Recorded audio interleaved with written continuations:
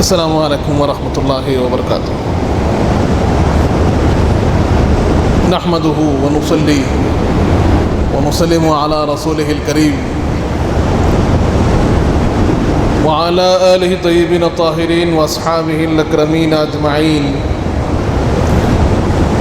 وعلى من تبعهم بإحسان إلى يوم الدين، أما بعد،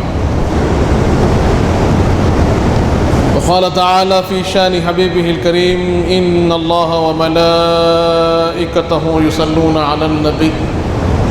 يا أيها الذين آمنوا صلوا عليه وسلموا تسليما اللهم صل على سيدنا محمد وعلى آل سيدنا مولانا محمد وبارك وسلم۔ برادران عزیز، جیسے آپ سماعت فرما رہے تھے کہ ہم سیرت پاک کے ایک سلسلے کو سن رہے ہیں، اور ہم نے حبشہ کی پہلی ہجرت کے چند واقعات کو سنا۔ ہم نے جانا کہ کیسے اہل مکہ نے مسلمانوں پر سختی کی، مظالم ڈھائے، ظلم و ستم کا سلسلہ ایک جاری کر دیا، جس کے سبب بات یہ ہوئی کہ مسلمانوں کو اپنا آبائی وطن چھوڑنا پڑا، ہجرت کا راستہ اختیار کرنا پڑا، اور پہلی ہجرت جو ہوئی وہ حبشہ کی طرف ایک چھوٹی سی جماعت صحابہ اکرام کی، جن کے ساتھ 4 صحابیات بھی تھے، وہ حبشہ تشریف لے گئے اور وہاں کے فضا کو اپنے لیے بڑا موافق پایا۔ وہاں کا بادشاہ کیونکہ ایک رحم دل بادشاہ تھا، جو اپنی عوام کو بلا مذہب و ملت ایک نظر سے دیکھتا تھا اور ان کو اپنے اعمال کرنے کی آزادی فراہم کیا تھا۔ وہاں پر انہوں نے اللہ کی عبادت کو کیا، بڑے پرسکون انداز میں اسلام کی ترویج و اشاعت کی، بڑے اچھے انداز میں، اور ایک عرصہ ایک سلسلہ یوں ہی چلتا رہا۔ ہم نے یہ بھی جانا کہ پھر ان کو یہ افواہ پہنچائی گئی، یہ خبر پہنچائی گئی کہ مکے میں جو ماحول ہے وہ پرامن ہو چکا ہے، تو وہ کیونکہ مکہ یہ مرکز ہے مسلمانوں کا، ان کے دلیں کعبۃ اللہ سے جڑے ہوئے تھے، اللہ کے گھر سے، کعبۃ اللہ سے ان کے قلب جڑے ہوئے، اور اس پر سب سے بڑی چیز یہ تھی کہ سرور کائنات یہاں ہی پر تشریف فرما ہے۔ تو جیسے ہی وہاں کے مسلمانوں کو جو حبشہ میں اپنے آپ کو روکے ہوئے تھے، معلوم ہوا کہ یہاں کے حالات پرامن ہو گئے، تو انہوں نے پھر مکے کی واپسی کی۔ لیکن یہ بات، یہ خبر صرف افواہ تھی، اس میں کوئی سچائی نہیں، کیونکہ یہاں کے ظلم تو ویسے ہی تھے، بلکہ جب وہ لوگ واپس لوٹے تو ظلم اور بڑھ گئے، بربریت اور بڑھ گئی، اور سختیاں، شدائد میں اضافہ ہی اضافہ ہونے لگا۔ ان حالات کو دیکھنے کے بعد حضور پاک صلی اللہ علیہ وسلم نے یہ حکم فرمایا کہ کچھ اور مسلمان حبشہ کی طرف واپس چلے جائیں۔ تو پہلی جماعت تو چھوٹی تھی، لیکن اب جو دوسری ہجرت حبشہ کی طرف ہوئی ہے وہ 83 مسلمانوں کی ہوئی۔ 83 صحابہ اکرام، صحابیات اب حبشہ کی طرف چلے ہیں، جن کی قیادت حضرت عثمان بن عفان رضی اللہ عنہ کر رہے ہیں، اور جن میں شامل حضرت جعفر بن ابو طالب رضی اللہ عنہ بھی ہے۔ اب حبشہ کو گئے، وہاں کے پرامن فضا میں مسلمان اپنی عبادات، اپنے معمولات اور اپنے اسلام پر بڑے ہی پرامن انداز میں چل رہے ہیں، لیکن یہاں جو مکہ کے مشرکین تھے ان کو یہ بات ہضم نہیں ہوئی، یہ بات پسند نہیں آئی کہ مسلمان اس طریقے سے پرامن ہمارے ہاتھوں سے نکل بھی جائیں اور اپنے دین پر عمل بھی کریں اور خوب وہاں پر اسلام کی ترویج و اشاعت بھی کریں۔ تو ان کو یہ بات پسند نہیں آئی، تو انہوں نے کیا کیا کہ اپنے پاس سے 2 بڑے ہی زیرک اور سیاس لوگوں کو اپنا وفد بنا کر بھیجا کہ جا کر جو حبشہ کا بادشاہ ہے نجاشی، اس کے سامنے اس طریقے سے اسلام کو پیش کرو کہ وہ پھر یہ مسلمانوں کو وہاں سے واپس کر دے، ان کو اپنے مقام میں، اپنے ملک میں رہنے کی اجازت نہ دے۔ اب یہ دو لوگ کون تھے جو کفار مکہ کی طرف سے سفیر بن کے چلے اور ان کے ساتھ انہوں نے بیش قیمتی تحفے اور تحائف دیے؟ ایک عربی گھوڑا بھی دیا گیا، ایک ریشم سے سلا ہوا جبہ بھی دیا گیا کہ جا کر حبشہ کے بادشاہ کو تم تحفہ دو، اور یہاں مکہ کے قیمتی جو چمڑے سے بنے ہوئے تحفے تھے وہ ایک ایک پادری کے لیے اور ایک ایک جو بادشاہ کا درباری ہوتا تھا ان کے لیے دیا گیا، اور کہا گیا کہ تم پہلے جانا تو ڈائریکٹ بادشاہ سے نہیں ملنا، پہلے وہاں کے درباریوں سے، وہاں کے جو پادری ہے ان سے ملنا، ان کو تحفہ دینا اور یہ بتانا کہ یہ لوگ جو مسلمان ہیں وہ آپ کے دین کے بھی مخالف ہے، ہمارے دین کے بھی مخالف ہے، یہ لوگ اچھے لوگ نہیں۔ اب یہ دو لوگ کون تھے؟ عمر بن عاص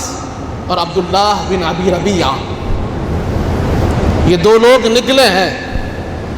اس عزم کے ساتھ کہ حبشہ میں جو مسلمان سکون سے زندگی گزار رہے تھے ان کو وہاں سے واپس مکہ لایا جائے۔ نکل کر عمر بن عاص اور عبداللہ بن ابی ربیعہ یہ دونوں لوگ نکلے ہیں، جاتے ہیں، حبشہ پہنچے، حبشہ پہنچ کر دربار کے جتنے وزیر تھے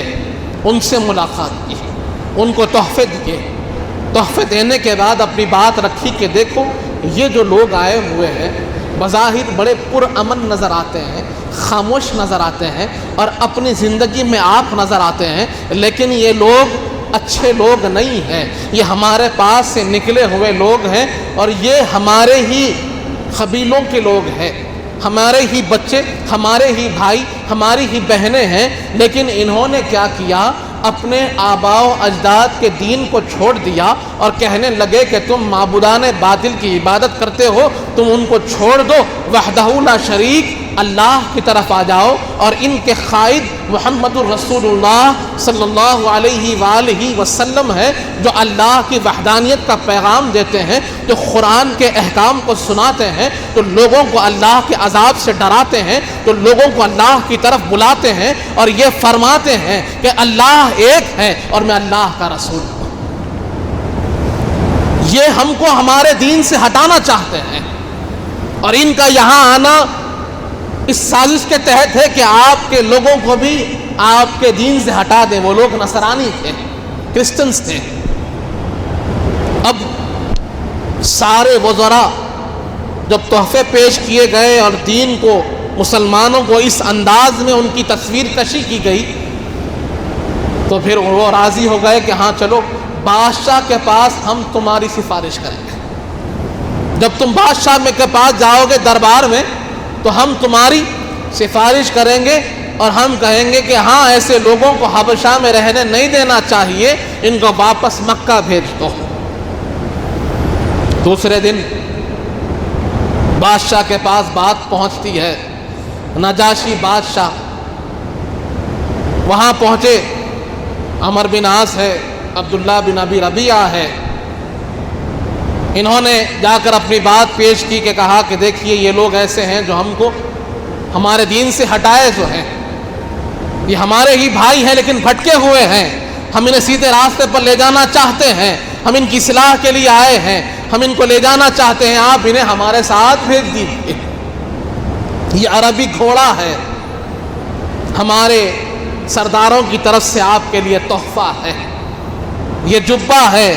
یہ آپ کے لیے تحفہ ہے، آپ قبول فرمائیے۔ اور ان کی کوشش یہ تھی کہ نجاشی بادشاہ اور مسلمانوں کی ملاقات نہ ہو، صحابہ اکرام اور نجاشی بادشاہ ملے نہیں، اس طریقے سے فرمان کو جاری کر دیں کہ بغیر ملے ان کو واپس کر دیا جائے۔ اور عمر بن عاص نے بڑی کوشش کی، اور یہ بتا دیا کہ یہ جب آتے ہیں تو یہ اللہ کے سوا کسی اور کے سامنے نہیں جھکتے۔ بادشاہ کے پاس کا طریقہ یہ تھا کہ جب کوئی بادشاہ کے پاس حاضر ہوتا دربار میں تو نجاشی کے سامنے سجدہ کرتا۔ عمر بن عاص بھی آیا تو اسی طرح سجدہ کر آئے اور کہنے لگے کہ سنو، جب کسی مسلمان کو آپ بلائیں گے تو وہ آپ کو سجدہ نہیں کرے گا۔ پہلے تو کوشش کی کہ نہ بلائیں، لیکن جب نجاشی نے کہا کہ میں نے آپ کی ایک رخ کو سنا ہے، انصاف پسند بادشاہ تھا، اس نے کہا کہ میں نے آپ کی ایک رخ کو سنا، تصویر کا میں نے ایک رخ دیکھا ہے، مجھے ان سے بھی بات کرنے دو، ان کی بھی فریاد کو سننے دو، ان کے بھی مسائل میرے سامنے آنے دو، معلوم تو ہوگا کہ تم جو کہہ رہے ہو صحیح ہے کہ غلط ہے۔ وہاں پر عمر بن عاص نے کہا کہ سنو، آپ کے دربار کے آداب ہے کہ جو کوئی آپ کے دربار میں آتا ہے تو آپ کو سجدہ کرتا ہے، لیکن اگر کوئی مسلمان آئے گا تو وہ آپ کو سجدہ نہیں کرے گا، کیونکہ ان کا یہ عقیدہ ہے کہ وہ صرف اللہ وحدہ لا شریک کو سجدہ کرتے ہیں، اللہ کے سوا کسی اور کو سجدہ نہیں کرتے۔ نجاشی کے سامنے اس طریقے سے پیش کیا گیا کہ پہلے ہی ایک نیگیٹو تصویر ذہن میں آ جائے۔ نجاشی نے کہا ٹھیک ہے، ملاقات تو ہو۔ اب فرمان جاری ہوا کہ جاؤ، جو مہاجر مسلمان مکے سے آئے ہیں ان سے کہہ دو کہ نجاشی ملنا چاہتا ہے، بادشاہ وقت تم سے ملاقات کرنا چاہتا ہے اور فلاں تاریخ کو فلاں وقت پر آپ کو حاضر ہونا ہے۔ مسلمانوں کے درمیان میں ایک عجیب کیفیت طاری ہوئی کہ کیا کیا جائے، کیا کچھ بھی ہو سکتا ہے۔ بادشاہ مان لے ہمارے لیے بہتر ہے، اگر بادشاہ نہ مانے تو پھر وہی ظلم، وہی زیادتی، وہی تکلیفیں ہمیں جھیلنی ہوگی، اٹھانا ہوگا، اس کے لیے بھی تیار ہونا ہوگا۔ کیا کیا جائے؟ پھر قربان جائیں صحابہ اکرام کے ایمان پر، انہوں نے کہا کہ وہی کریں گے جس کا حکم اللہ نے دیا، وہی کہیں گے جسے ہمیں سرور کائنات نے سکھایا ہے، حضور پاک نے جو بتایا ہے اسی پر چلیں گے، چاہے بادشاہ کے سامنے جائے کوئی بات نہیں، لیکن بات تو وہی رکھیں گے جو اللہ اس کے رسول کی بات ہوگی۔ سوچئے، مہاجر ہیں، سامنے سے سازش پوری تیار ہو گئی ہے، بادشاہ وقت کے سامنے جانا ہے، رہنے اور نہیں رہنے کا فیصلہ ہونا ہے، زندگی اور موت کا سوال ہے، اور وہاں پر بھی کیا کہہ رہے ہیں کہ وہی کہیں گے جو اللہ نے فرمایا ہے، وہی کریں گے جو رسول پاک نے حکم دیا ہے۔ اب حضرت جعفر طیار جسے کہتے ہیں، حضور پاک کے چچیرے بھائی ہیں، حضرت ابو طالب کے بیٹے ہیں، حضرت جعفر بن ابو طالب رضی اللہ عنہ، آپ کے ساتھ ایک وفد نجاشی کے دربار میں حاضر ہوا۔ جیسے ہی اندر داخل ہوئے، عمر بن عاص نے ایک تصویر بنا رکھی تھی کہ یہ آپ کے سامنے جھکیں گے نہیں، ویسے ہی ہوا۔ حضرت جعفر اندر تشریف لائے تو آپ نے کہا السلام علیکم ورحمۃ اللہ، اور آپ جیسے دربار کا طریقہ تھا سجدہ کرنے کا، آپ نے سجدہ نہیں کیا، سلام کر اندر داخل ہوئے۔ عمر بن عاص بازو بیٹھا ہوا نجاشی سے کہنے لگا کہ سنیں، میں نے کہا تھا نا یہ آپ کو سجدہ نہیں کرے گا، ان کا عقیدہ ہے کہ یہ صرف اللہ کو سجدہ کرتے ہیں۔ نجاشی نے کہا کہ کیا بات ہے کہ تم نے دربار کے آداب کو پورا نہیں کیا؟ اس پر حضرت جعفر طیار نے بڑا پیارا جواب دیا، فرمایا کہ میں نے آپ کو اس طریقے سے ملاقات کی، اس طریقے کے لیے حضور پاک ہمارے سرکار، ہمارے آقا، ہمارے رہبر، ہمارے مختار، ہمارے جو سردار ہیں وہ کہتے ہیں کہ یہ طریقہ جنتیوں کا طریقہ ہے کہ جب ایک جنتی دوسرے جنتی سے ملتا ہے تو السلام علیکم کہتا ہے، اور یہ بتا دیا کہ میں بھی جنتی ہوں، انشاءاللہ آپ بھی جنتی ہیں، کیونکہ وہ جنت کو ماننے والا شخص تھا۔ اور پھر یہ بھی کہہ دیا کہ جب ہم ایک دوسرے سے ملتے ہیں تب بھی ایسے ہی ملتے ہیں، کیونکہ ہمارے آقا نے کہا کہ ایک جنتی दूसरे जन्नती से जब मिलता है तो अस्सलामु अलैकुम कहकर मिलता है। ये जन्नतियों का तरीका है। यहाँ पर मैं अपने भाइयों से अर्ज करना चाहता हूँ कि आज जहाँ एक दूसरे को सलाम करने से लोग रुक रहे हैं, एक दूसरे के सलाम का इंतजार कर रहे हैं, और हुजूर पाक का ये तरीका रहा है, सरवरे कायनात ने फरमाया है कि तुम सलाम को अपने दरमियान में आम करो और सलाम करने में तुम पहल करो, क्योंकि ये आपके तकब्बुर को तोड़ता है और ये तरीका जन्नतियों का तरीका है। तो आज हमको चाहिए कि इस तरीके को इख्तियार करें कि जब भी महफिल में दाखिल हो तो सलाम लेने से पहले सलाम करने की कोशिश करें, किसी और के सलाम का इंतजार ना करें। छोटे हो बड़े हो, हमें चाहिए कि हम सलाम में पहल करें। तो अब नजाशी बादशाह ने इस बात को सुना तो बड़ा मुतासिर हुआ। उसके बाद कहा कि हमने सुना है कि आप एक नए दीन की तरवीज कर रहे हैं, नए दीन को मानते हैं और अपने आबाई दीन को छोड़ दिया। क्या है आपका नया दीन और आबाई दीन को छोड़ने की वजह क्या है? इस पर हजरत जाफर तैयार ने एक बलीग खुतबा इस्लाम की तारीफ करते हुए, इस्लाम की एक तस्वीर को पेश करते हुए आपने खुतबा दिया और कहा कि सुनो नजाशी, बात यह है कि हमारा दीन क्या है, हमारे नबी कौन है। तो आपने कहा कि सुनो, नबी वो है हमारे जिनको सब सादिक व अमीन मानते हैं, अपना पराया सब जिनको सच्चा मानता है वो सच्चे नबी हमारे नबी, हर एक शख्स जिनको अमानतदार जानता है वो अमीन हमारे नबी, और वो कभी जिंदगी में कभी किसी को तकलीफ ना दिए वो नबी हमारे नबी, जिन्होंने हर एक तकलीफ ज़दा की तकलीफ को दूर किया वो नबी हमारे नबी। उन्होंने ये पैगाम दिया है कि सुनो, अल्लाह एक है, वहदहू ला शरीक है, खालिक़ कायनात एक है, उन्होंने ही सबको पैदा किया है, सारी खिलकत के पालना वाला एक ही रब्बुल आलमीन है, और इबादत के लायक भी वही ज़ात है जो सबको पालती है, वो रब्बुल आलमीन ही की इबादत की जाए। उसके बाद हमारे नबी ने समझाया है कि हम किसी पर जुल्म ना करें, किसी पर ज़्यादती ना हो, किसी को तकलीफ ना दी जाए, बल्कि हमारे ईमान में दाखिल है कि हम तकलीफ ज़दा चीज़ को दूर करना ये ईमान की अलामत है।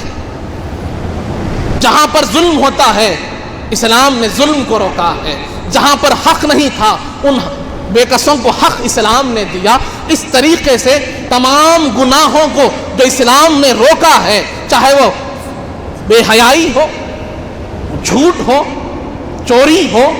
तकलीफ देना हो, जुल्म ज़्यादती हो, वो तमाम गुनाहों की फहरिस्त को हज़रत जाफ़र ने नजाशी के सामने रखा और कहा कि सुनो नजाशी, इन तमाम चीज़ों से इस्लाम रोकता है। इस्लाम सिला रहमी सिखाता है, इस्लाम पड़ोसियों के हक सिखाता है, इस्लाम बड़ों का अदब सिखाता है, इस्लाम अच्छाई पर चलने का नाम है।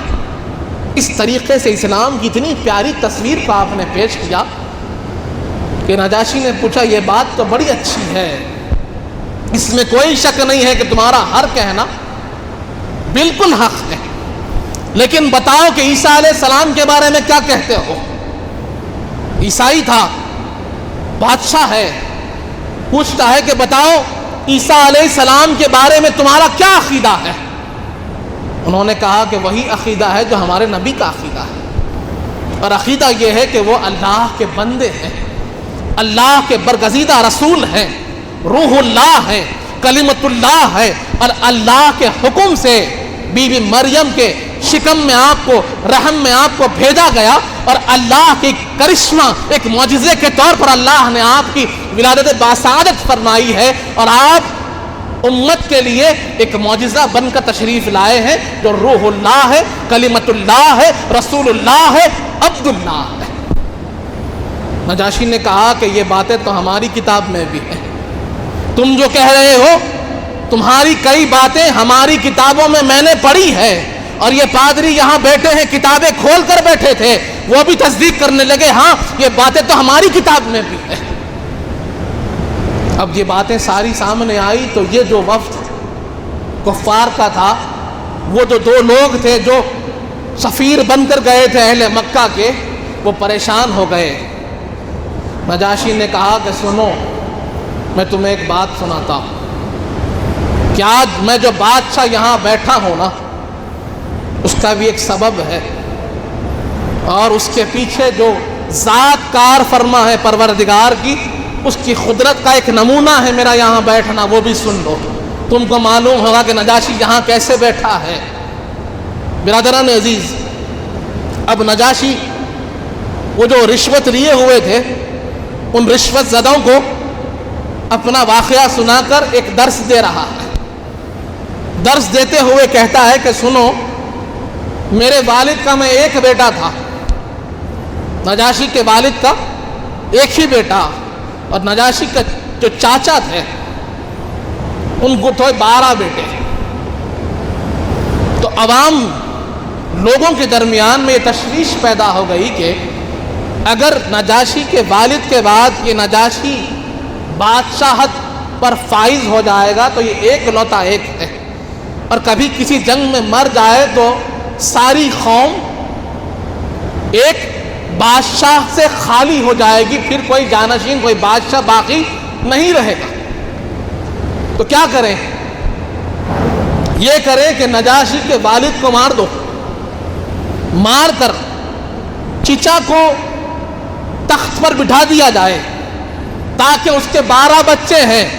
بچوں میں سے کوئی ایک بھی مر جائے، 2 بھی مر جائے تو جانشینی چلتی رہے گی، بادشاہت چلتی رہے گی۔ کیسی فکر ہے دیکھیے۔ اب اس فکر کے ساتھ اس بادشاہ وقت کو سازش کے تحت قتل کر دیا گیا، اور چچا کو، بادشاہ کے بھائی کو بادشاہ بنا دیا گیا۔ اب یہیں پر بات ختم نہیں ہوئی۔ نجاشی چونکہ بڑے سمجھدار اور بہت ہی نیک شخصیت، چچا کے قریب بھی تھے، چچا کے ہر کام میں ساتھ رہے، اور چچا کے ساتھ جڑ کر محبتوں کا ایسا ایک تعلق پیدا کر لیا کہ لوگ دیکھ کر کہنے لگے کہ دیکھو اب چچا کے ساتھ بھتیجے کا ایسا تعلق ہے، پھر چچا اگر بھتیجے کو ہی بنا دے تو ہماری ساری کوششیں رائے گاہ ہو جائے گی۔ اب جا کر انہوں نے اس بادشاہ وقت کو، نجاشی کے چچا کو کہا کہ اس بھتیجے کو بھی قتل کر دیا جائے تو بہتر ہے، بعد میں یہ آپ کے خلاف ہوگا۔ وہ چچا بھی اچھا آدمی تھا، کہنے لگا کہ میرے بھائی کو تم نے قتل کروا دیا، اب بھتیجے کو بھی قتل کرانا چاہتے ہو، یہ کیسے اصول ہے کہ ایسی کون سی بادشاہت چل رہی ہے، ایسے نہیں ہو سکتا۔ لیکن لوگوں نے پریشر دیا، کم سے کم جلا وطن کر دو، کم سے کم ان کو شہر بدر کر دو، یہاں سے باہر بھیج دو، ہم نہیں چاہتے کہ پھر بادشاہت ان کے پاس پلٹ کر آ جائے۔ لے جا کر بازار میں بیچ دیا گیا، اور 600 درہم شاید قیمت میں نجاشی کو بیچ دیا گیا۔ اب موجودہ بادشاہ نجاشی کا چچا انتقال ہو گیا، اب اس کا بچہ بادشاہ بنا، ناخلف تھا، اس کے اندر صلاحیت نہیں تھی،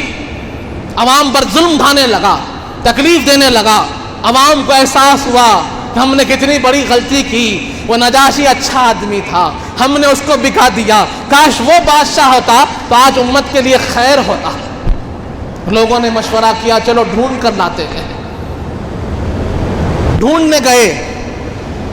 ڈھونڈ کر نجاشی کو جہاں بیچ دیا تھا اس کے پاس سے واپس لے کر آئے،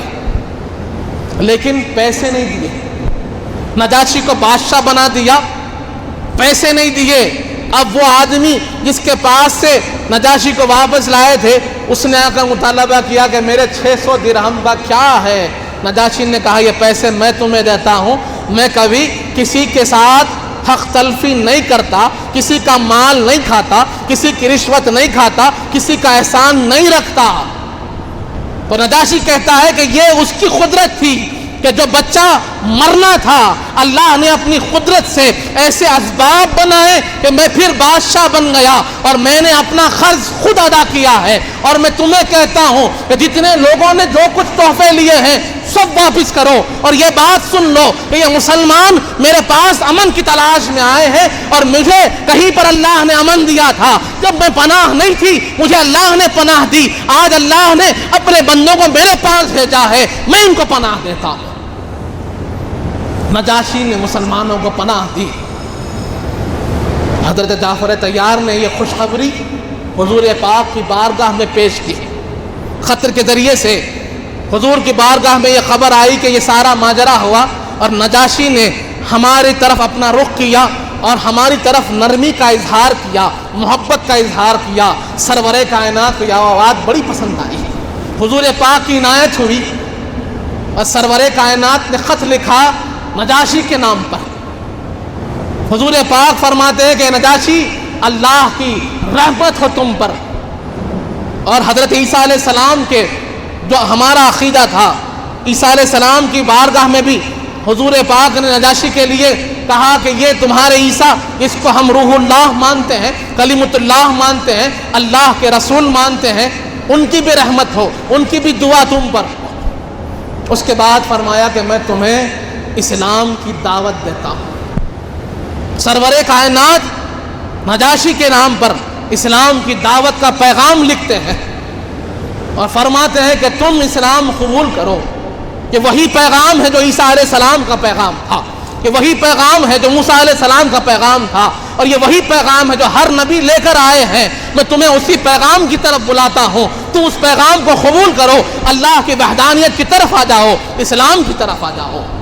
اور حضور پاک نے دعاؤں سے نوازا نجاشی کو۔ سرور کائنات کے اس خط کو پڑھا تو آپ دیدہ ہو گیا،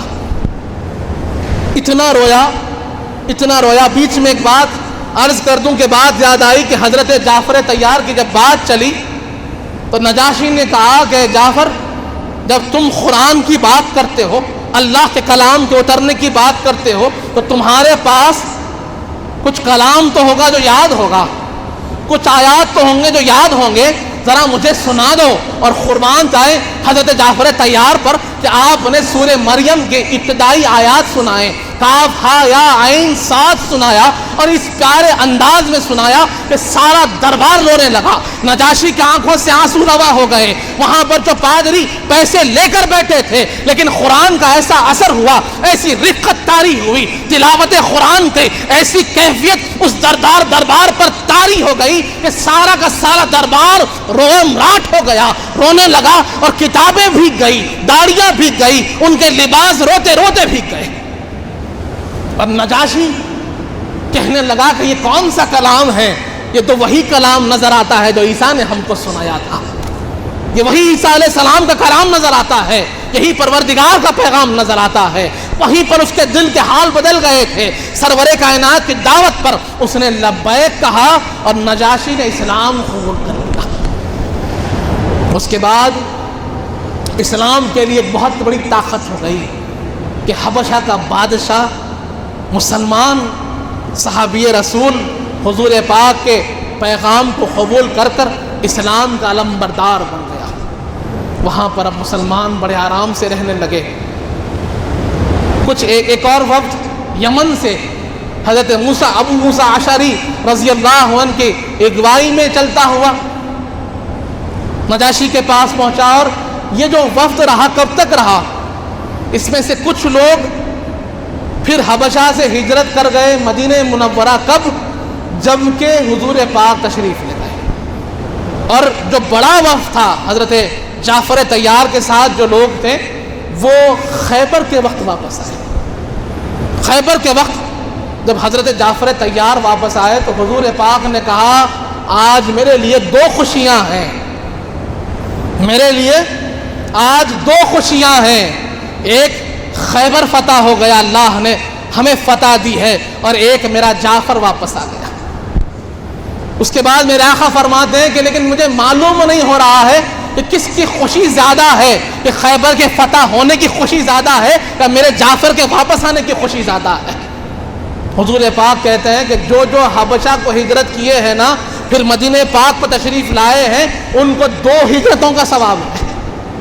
ذل ہجرتین فرمایا کہ تم کو ایک ہجرت نہیں، دو ہجرتوں کا ثواب ہے۔ برادران عزیز، نجاشی کا بہت اہم کردار رہا کہ جہاں مسلمانوں کو پناہ کی ضرورت تھی وہاں پر نجاشی نے پناہ دی اور بتا دیا کہ حق پرست ابھی بھی زندہ ہے، اور جو حق پرست ہوتا ہے وہ اسلام کو سمجھتا ہے، اسلام اسے جلدی سمجھ میں آتا ہے۔ اس کے بعد کیا ہوا؟ حالات سدھرے، ہم جانتے ہیں کہ وقت گزرا اور نجاشی کا انتقال ہو گیا۔ ایک خبر حضور پاک کی بارگاہ میں یہ بھی آئی کہ جو بادشاہ ہے نجاشی، اس کا انتقال ہو گیا ہے، سرور کائنات نے اپنے صحابہ کرام کے ساتھ میدان تشریف لے گئے اور وہاں پر نجاشی کی نماز جنازہ پڑھائی، اس کے لیے دعائے مغفرت فرمائی۔ اس حدیث پاک سے دو مسئلے ثابت ہوتے ہیں، اس کو بھی واضح کر دوں۔ ایک جو امام شافعی اور امام احمد بن حنبل کا مسلک ہے، جنہوں نے اس حدیث پاک سے اس مسئلے کو اخذ فرمایا، اختیار فرمایا، وہ یہ ہے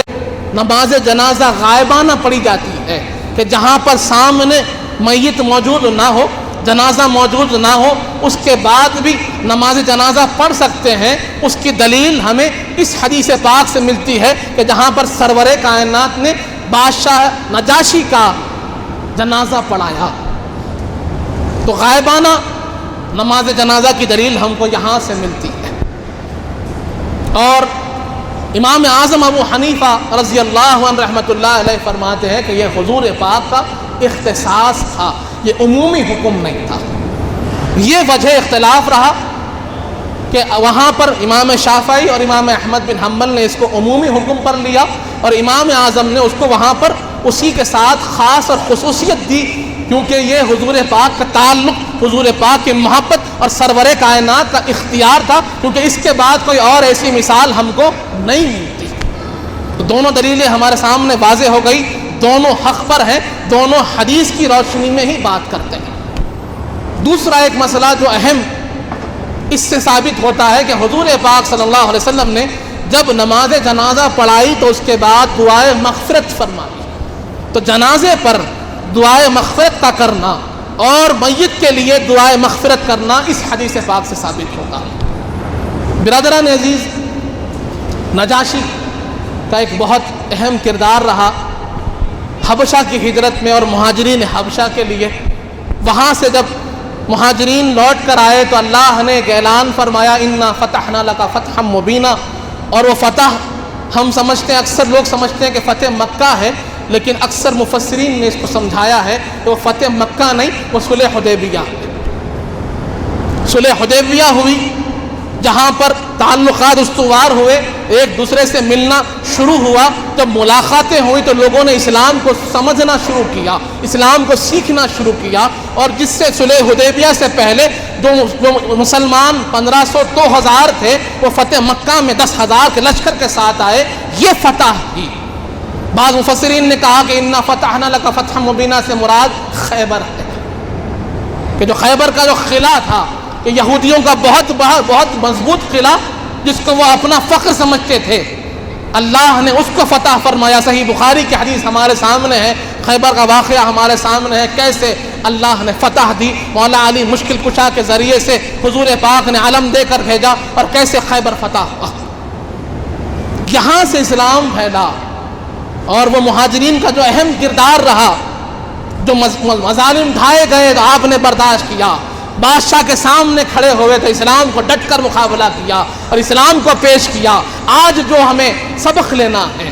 حبشہ کی ہجرت سے، وہ سبق یہ لینا ہے، حضرت جعفر طیار سے سبق لینا ہے کہ ہم قرآن کے تعلیم کو عام کریں، اسلام کی تعلیم کو عام کریں۔ اس کے اندر جھجکنے کی ضرورت نہیں ہے، اس کے اندر سوچنے کی ضرورت نہیں ہے کہ میرے سامنے کون ہے، یہاں بولوں تو کیا ہوگا، میری عزت میرا مقام نہیں ہے۔ ہماری عزت ہمارا مقام ہے تو اسلام سے ہے، حضور پاک کی نسبت سے ہے، پیغام قرآن سے ہے۔ اگر ان نسبتوں کو چھوڑیں گے، اسلام کو اپنی عزت نہیں سمجھیں گے، حضور پاک کی نسبت کو اپنی عزت نہیں سمجھیں گے، قرآن کے پڑھنے کو اپنی عزت، اس کے مقام کو نہیں سمجھیں گے، تو پھر کہیں اور عزت ہمیں حاصل نہیں ہو سکتی۔ ہماری عزت ہے تو حضور پاک کی نسبت سے عزت ہے، ہماری عزت ہے تو اسلام سے ہماری عزت ہے۔ تو کسی حال میں بھی کبھی بھی اپنے آپ کو حضور کا غلام پیش کرنے میں ہمیں یہ عار محسوس ہونی نہیں چاہیے، بلکہ فخر محسوس ہونا چاہیے کہ ہم سرور کائنات کے غلام ہیں، ہم داعی اسلام ہیں۔ برادران عزیز، تو ان چیزوں کو ہمیں غور کرنے کی ضرورت ہے۔ انشاءاللہ سلسلہ جاری رہے گا کہ حبشہ کے بعد پھر کیا واقعہ، کیسے واقعات ہوئے۔ شیب ابی طالب کی وہ صعوبتیں ہمارے سامنے ہیں، اس کے واقعات بھی ہیں۔ پھر حضور پاک کی جو ہجرت رہی ہے مکہ مکرمہ سے مدینہ منورہ، اس کو بھی انشاءاللہ ہم جانیں گے۔ اللہ تعالیٰ سے دعا ہے مالک جب تک زندہ رکھ، سلام پر رکھ، موت ایمان پر دے، وقت ندا حضور پاک صلی اللہ علیہ وسلم کا دیدار نصیب فرما مالک، ہمیں نیک اور صالح متقی و پرہیزگار بنا، ہمارے گناہوں کو معاف فرما، ہمارے گناہوں کو نیکیوں سے تبدیل کر دے مالک، ہم میں جو پریشان حال ہیں ان کی پریشانیوں کو دور فرما، ہم میں جو بیمار ہیں انہیں شفاء کاملہ عطا فرما، ہم میں جو مقروض ہے ان کے قرضوں کو عطا فرما، جو کچھ کہے ہیں جو کچھ سنے ہیں اس پر عمل کرنے کی توفیق عطا فرما، حضور پاک صلی اللہ علیہ وآلہ وسلم کا سچا غلام و امتی بنا مالک، اہل بیت اطہار کا سچا غلام بنا، صحابہ اکرام کا چاہنے والا بنا، اولیاء اللہ کا چاہنے والا بنا، ان کے بتائے ہوئے راستے پر چلنے کی توفیق عطا فرما، وصلی اللہ تعالی علی خیر خلقہ سیدنا محمد وعلی آلہ وصحبہ وسلم، والحمد للہ رب العالمین۔ ایک ضروری اعلان سماعت فرمائیں کہ انشاءاللہ پیر، منگل اور چار شنبہ یعنی 27، 28 اور 29 سپٹمبر کو عرس شریف ہے شمس المفسرین سید الشیوخ سید محمد عمر حسینی خلیف قدس سرہ العزیز کا درگاہ شریف قادری چمن میں۔ تو انشاءاللہ آپ سب سے خواہش ہے کہ منگل کے دن شام میں تشریف لائیں اور وہاں تشریف لا کر ضرور آپ ملاقات کریں، تناول تبرک کا اہتمام ہے، تناول بھی فرمائیں۔ جزاک اللہ خیر، السلام علیکم ورحمۃ اللہ وبرکاتہ۔